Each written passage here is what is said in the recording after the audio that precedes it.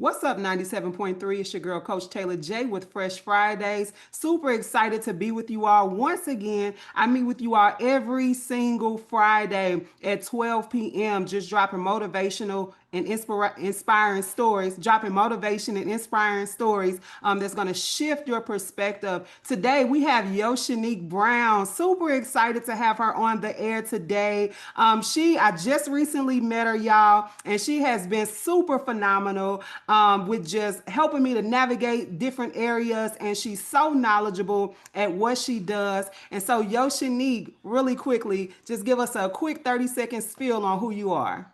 Well, thank you, Taylor J. Yes, my name is Yoshaniek Brown. Took some time for me to embrace my name as I've gotten through the years. But yeah, I'm a licensed financial professional. I have a background in criminal investigations and social work. I'm a believer in Jesus Christ. I'm a married woman going on 7 years. Been with my husband going on 16 years, college sweethearts. And I just have a passion and a drive to help people. And I'm excited to be with you all today. I love it. Thank you so much for joining me on air today. I truly believe that you have something that's really going to inspire the people on 97.3 today. And I'm really excited for you to share. So, just tell us a little bit about who you are outside the titles, like who you are at your core. Yeah, yeah. At my core, I think I'm very gentle. I love to help people. Sometimes at a default, right? Sometimes my husband has to reel me in and say, "Hey, don't extend yourself too far." But at my core, I just absolutely love people. I love Christ, and I just kind of allow the Lord to, steer my direction of what I should be doing, what I shouldn't be doing, who I should be impacting. And I just absolutely just love to be of value to people in any type of way. My family joke that I'm like the family babysitter because they all got kids and we don't have kids yet. And my friends, family, everybody got kids. I'm like, bring the kids over to Auntie Yo-Yo house and she'll take care of them. And they'll be like, isn't that work? And I'm like, no, it's not work at all. So outside of the titles and the professional side, I just value family above everything. I love the kiddos and I just love to be of value to families. I love that. So, with that being said, you said that you're very soft, but you have a criminal justice background. Share a little bit about that. And Yeah, what drew you to criminal justice? Like, how did you get started in that field? Yeah, so kid you not, when I was like in fourth grade, we had this assignment, and it was kind of like a competition that whoever could write the best paper of what they wanted to be when they grow up would win. And I won first place, like literally had the prize until I was like probably like well off in college. And I wrote a paper about how I wanted to be a criminal defense attorney.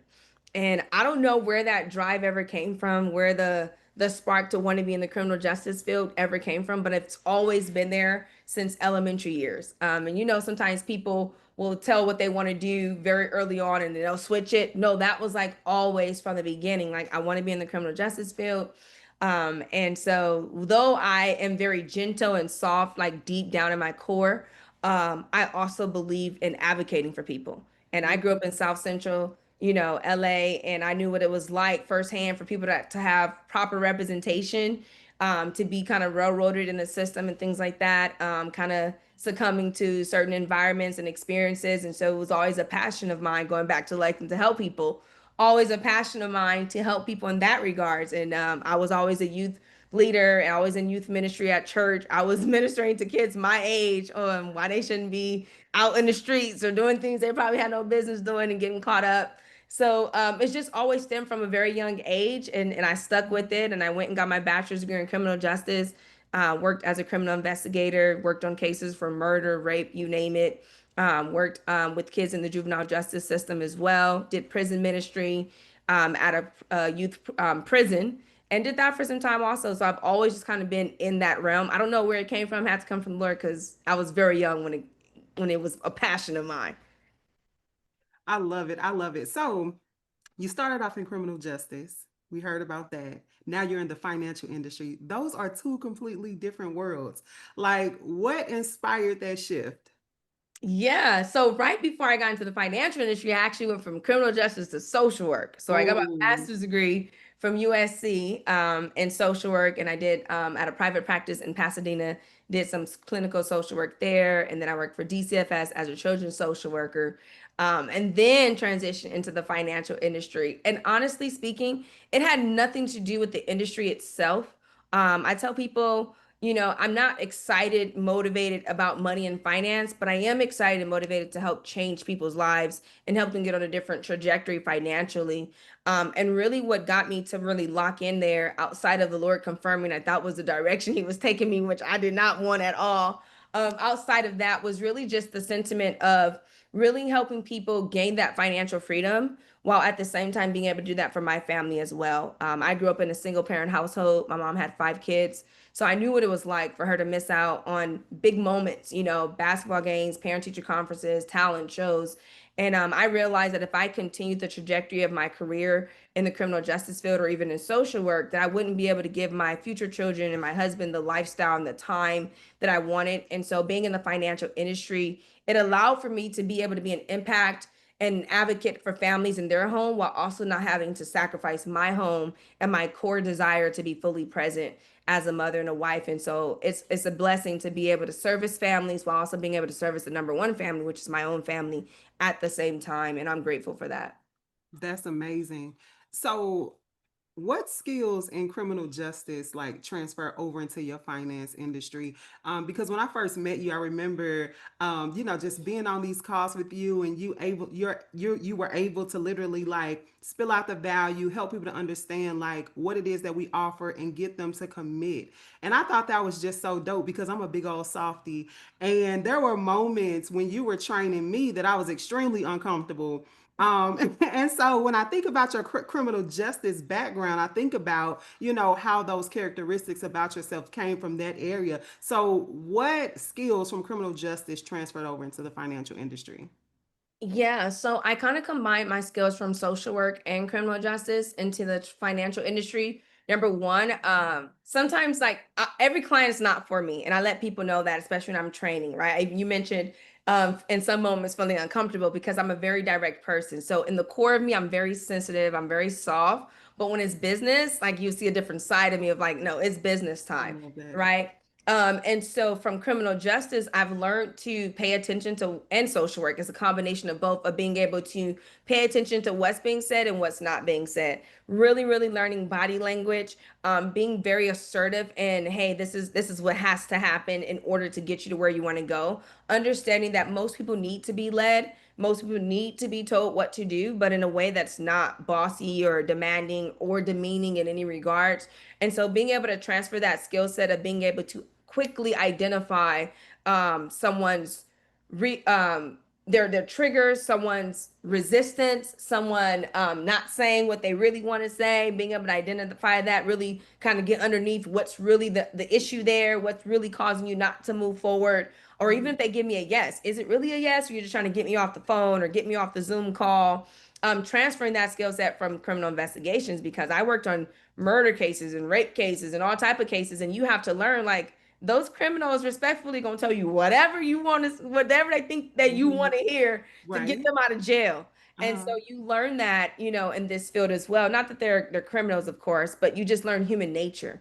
And in Yeah. social work, it's helped me because I get to tread lightly on such a sensitive topic. This is an Mhm. extreme example, but I tell people when I'm helping people when it comes to money and finance, it's essentially me telling them to get, naked essentially and let me judge you, let me expose the areas that need some tweaking. And so understanding coming in like, hey, some people might be a little bit more reserved, a little bit more uncomfortable, just simply because this is not a topic that most people are talking about, especially like even in not just in Black communities, but in most communities. When you talk about money, like that's a taboo conversation. Like For sure. nobody wants you to know about what's really going on with their finances. And so just understanding that and communicating with them in a way that makes them feel safe to open I up. love that. Yeah.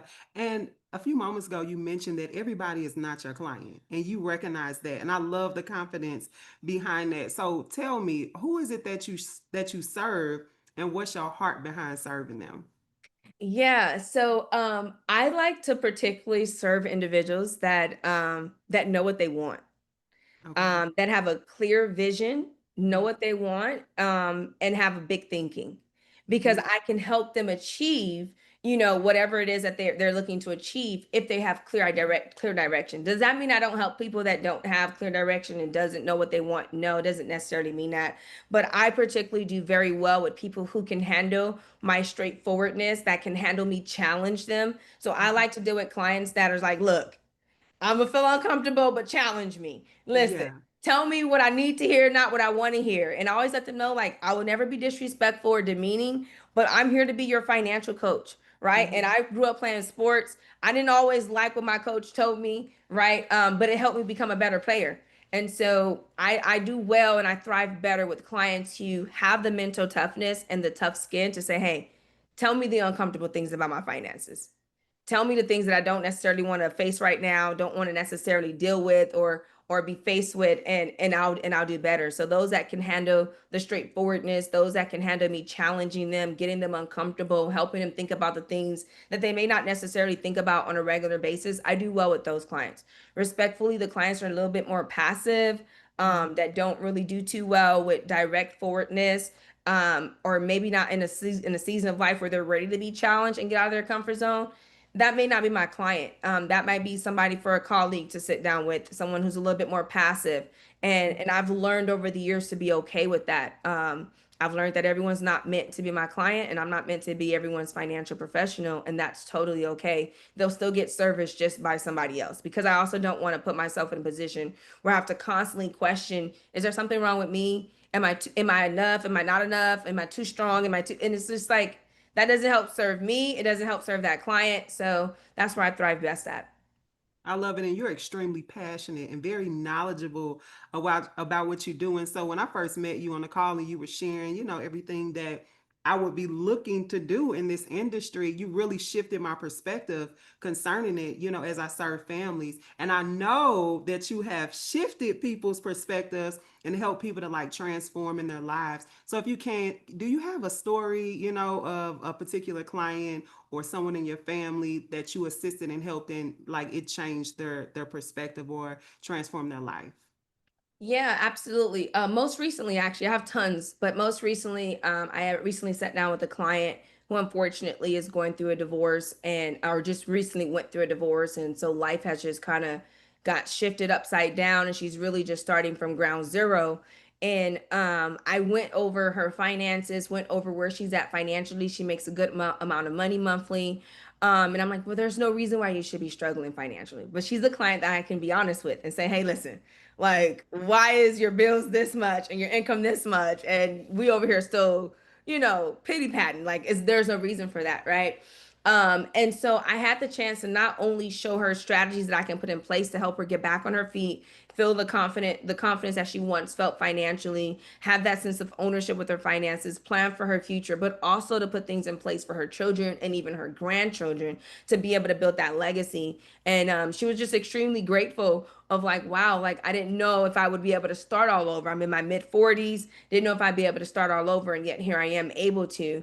And so being able to really show her like this is what's possible. I know you thought nothing was possible at this point in time based on age and what life has happened, what the life that has happened to you, but if you're serious about buckling down, we can really make this happen and you shouldn't have to live paycheck to paycheck or you shouldn't have to struggle in retirement. And if you want to do something for your children or your grandchildren, we can build a legacy. And being able to do that, which is great because, our company name is United Legacy Builders and our tagline is building legacy together. And that's what it's all about is helping people come together and me come alongside of them and partner with them to help them build a legacy that they see fitting. Not my vision, not my legacy, but whatever the legacy it is that they want to achieve. I love that. I love that. So in the Black community, I'll just say it. Sometimes talking about money can be very intimidating, right?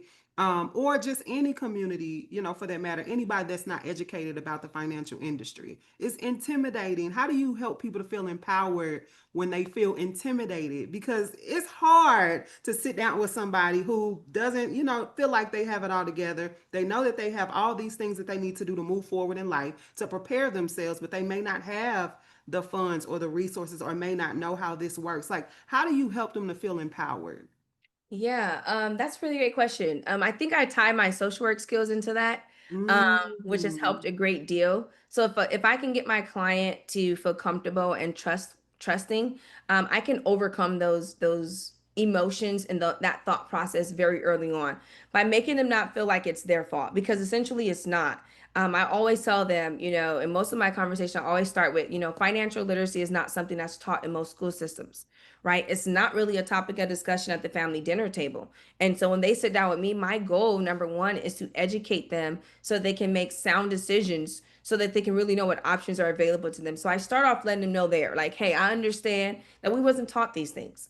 I understand that, we're not really having these kind of conversations. And for those clients that allow for me to get really direct and indirect with them, and yeah, very transparent with them. I'm like, listen, especially if I'm dealing with, my people, like Black people, I'm like, we're Mhm. taught so many like poverty stricken mindset principles and quotes and things like that, like money don't grow on trees, and like you go in the store, don't touch it, don't buy nothing, and it's just that embedded into our brain to have a poverty restricting mindset, this scarcity mindset. And so if I can deal with a client that allows for me to really get to the root of it, you find Mhm. out that it's not the surface level, it's the root. Like, hey, what was your mama and your daddy teaching you, when you was 4 and 5 years old, that you picked up on and didn't even realize that, oh Mhm. man, why is it that every time I go in the store, I'm like, nope, I only came in for this, don't touch it, don't, right? And you have this scarcity mindset. How much is it? And then we teach our kids these things, knowing good and well, like my 5-year-old don't got a job. They couldn't get a job if they wanted a job. And we over here Mhm. like, you got money to buy it. And so we just constantly just perpetuate this mindset of lack. And so what I do is I first overcome that by letting them know, like, hey, we wasn't taught these things. And if Mhm. I'm very, very relational in the appointment, I go into the conversation of, there may be some thought processes and some trends that our parents may have taught us that didn't serve us, Mhm. right? And Right. starting there and helping them understand, like, hey, it's okay that you're 50 years old and we're just getting started. I get a lot of people from different age ranges like, man, I wish I would have known this 20 years ago. I wish I would have known this back in my day, or they feel like it's too late. And I'm like, it's not too late. And so no matter where someone is starting, just start.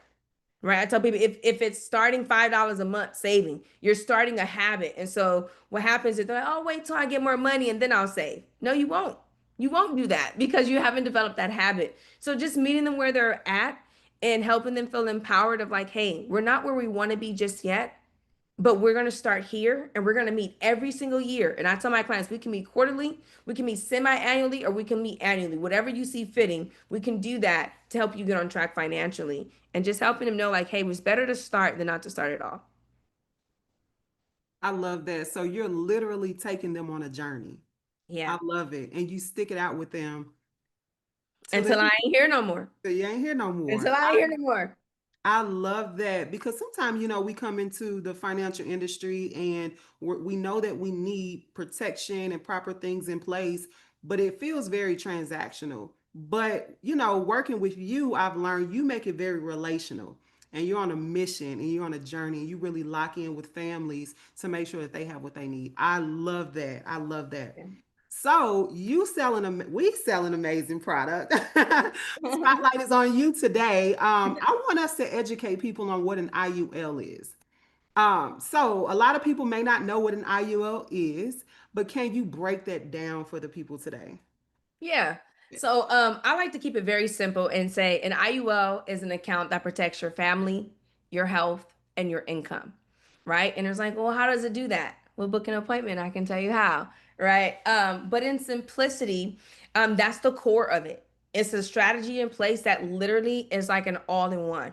And if it's properly structured, if it's properly funded, it will beat any and every other product in the marketplace. And that's not me from saying that from a jaded perspective or a biased perspective. It's just really the root of it all. If you do some research, you'll consider it the rich man's Roth. If you do some research, you'll see why most wealthy people leverage those type of accounts. And it's not just for the wealthy. And that's what the biggest thing is. I want to help bring awareness like, hey, I know you may have been taught, to only go one direction. Or I know you may have heard, that's only for the wealthy, but it's not. The tax codes that they leverage are available to every citizen in the United States. You just don't know. And so a lot of people are leveraging tax codes that don't serve them, not realizing the IUO is also governed by a tax code, but it's one that serves you more, far, far greater than the other tax codes that most people are leveraging. And so an IUL in simplicity is an account that protects your family, your health, and your income, and it's ways in which you can do that. I love that. So, in a nutshell, how does it help people to build wealth and really protect their legacy at the same time? I know that some of our listeners are probably like, how do I make this work for me? I've never heard of this. Can you break that down a little bit for us? Yeah, absolutely. So the way in which it can help you build wealth is because of the savings component that's associated to it. You can actually utilize that. It's protected, number one, which is very important. See, they don't teach us to protect our money. They teach us to protect our cars and protect our homes and protect our phones. But who's teaching us how to actually protect what's ours, our money? And so the money in this account is protected against alimony, child support, creditors, inflation, the whole 9 yards. You can have $1 million in this account. Somebody try to sue you and they can't touch it. You can have $1 million in this account and for whatever reason get a divorce and they can't get it. Right? $1 million in this account, your kid can still qualify for FAFSA. So it allows for you to protect that money, which whatever you want to use it for to pass down to the next generation, whatever that looks like, that's how you can be in the position to actually pass down that wealth. And it's all tax free at the same time. So some people are taxing down wealth, but I mean, once it's taxed, how much are you actually passing down? Is it really wealth? Right. So being able to do that, and you don't need bukus of money, right? It just depends on where you're at to start. And then get that to design to work in a way that works for you. And wealth can look different for different people. The dollar amount for one family may look significantly different for the next. And so it's just a matter of having that consultation and sit down and say, hey, these are my goals. This is what I want to accomplish. How can I help you get there? Right. Because I'm looking at where you at, where do you want to be? How can I best help you get there? Which is why if somebody doesn't know where they want to go, well, how can I help you get somewhere that you don't know where you want to go? Right? How can I help you pick the right vehicle if you don't even know where you're headed? Right? So if I'm in California and you're in Texas, well, how am I going to help you get to Texas? Right? If you don't know that you're trying to get to Texas, I don't know which vehicle to show you. Right? If you're in Georgia and I'm in Texas, how do I help you? So really getting down to, well, what is your vision? What is your goal? And we can help navigate that. But it starts with a consultation. It starts with a conversation of like, hey, what do you want to accomplish? And I can help you get there. And that money in that account is going to allow for you to access it while you're alive. But also, when the time comes when we pass away, you can pass that on to the next generation and it not take on a tax bill and it still be protected. Something you can implement into your trust and things of that nature. So you get to build wealth, you get to transfer wealth, and you get to leverage tax codes in that one vehicle. I love it. Okay, so if someone's listening and they want to know whether an IUL is right for them, what things should they consider, or what's one thing that they should consider? Yeah, they should consider accessibility. How soon are they looking to have access to this money? I tell people this is not a bank account, so you're not like putting money in this account and like, oh, I want to touch it tomorrow. Like you got to give this some time to grow. I like to tell people when it comes to saving or investing, think of it like a seed. If I wanted to plant an apple tree, if I can see that seed, that apple tree is never growing, right? If I dig it up every 2 days, it's never going to grow. And so you want to treat your money like a seed. Put it in an account that's going to actually perform in the right soil, do what it's supposed to do, and give it some time to grow. So that's the first thing is like, is an IUO ideal for me? Well, when are you looking to access this money, right? What's your risk tolerance? Some people only are gambling their money because they think that's the only option. So they have all their money in the stock market and things like that because they think it's only the only option for their money to grow. But if you're like, you know what, if I had the ability to grow my money and not lose it all or lose majority of it or some of it, I would love that, right? The IUL is a good vehicle for you because it allows you to grow your money with no exposure to loss. And then if you don't necessarily want to pay a lot in taxes, right? You can pay your taxes up front, go save and invest this money. When you pull it out, it's all tax free, I love right? And so that. those are some factors, some main factors to take in consideration. When am I trying to have access to this money? Do I want exposure of loss? And what are the tax implications when I access this money that I want to, kind of take part in? And if you want protection, if you want accessibility, if you want, less in taxes, then the IUL would be a good idea to consider, right? I never give blanket statements of like only do the IUL or only do this. It's let's consider it, sit down, run some numbers, go over your goals, and if it's a good fit for you, then by all means, because an IUL isn't for everybody, but it can be for a lot of people that have the financial means for it, the mindset for it, and want that to utilize that to achieve their financial goals. I love that. Listen, for all my listeners, I pray that this conversation has freshened up your perspective as it comes to finances. I know that this is a touchy subject, but she has dropped some major gems on today. And so I want you all to go and make sure you do your research and just prepare to get an IUL soon. It's really going to change your life. And so, Yoshaniek, I have a few rapid fire questions for you. Some Okay. fun stuff. So, coffee or tea? Coffee with good sweetener. Okay, and where do you get your coffee? I don't usually drink coffee often, but if I had to choose coffee or tea, I'm probably gonna just make it from home with Okay. my hazelnut, cream, and make it from home.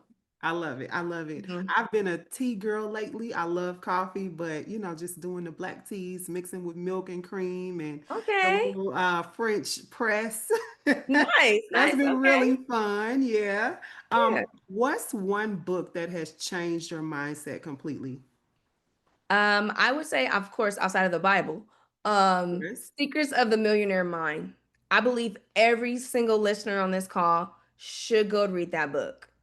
Every single person should read that book. It'll shift your mindset when it comes to, money, finance, wealth. You do not have to be in the industry to read that book. If you want to get in a position where you're no longer thinking poverty, you're no longer thinking lack, that is the book to read to start out. I love it. Also, if you weren't in finance, what career would you explore? I'd be a criminal defense attorney. So Okay. my ultimate career goal is to be a criminal defense attorney. Uh-huh. And so if I wasn't doing money and finance, I would definitely be in somebody's courtroom representing. So yeah, that's what I'd be doing. I can see that. Yeah. I can totally see that. What's one piece of financial wisdom you wish you would have learned earlier in your life?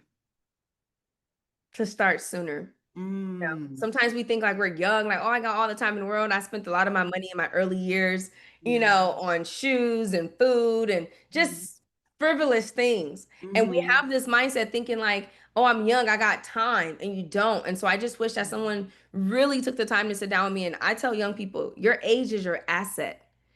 Your That's age is your good. asset. Don't wait until you're in your 30s and your 40s. Be like, oh, now I'm gonna think about prioritizing finances. No, from the gate. And so that's something I wish that I had some financial wisdom very early on. Is I started working when I was 16 years old. I was making money before Mhm. 16, but officially working a job at 16. Imagine where I could be if I actually understood how important it was to prioritize my finances that early on in age. Wow. So get started ASAP. ASAP. Yep. ASAP.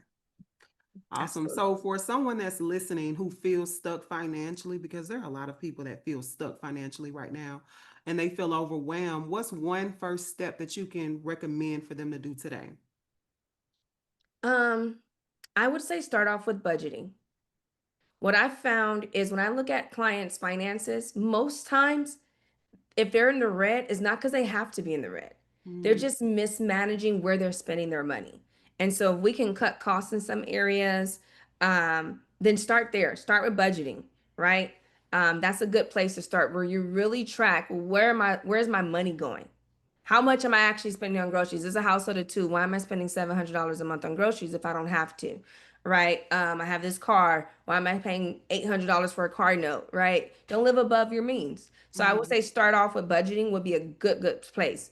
Get in the habit of tracking every single penny, literally to the penny. Where's my money going?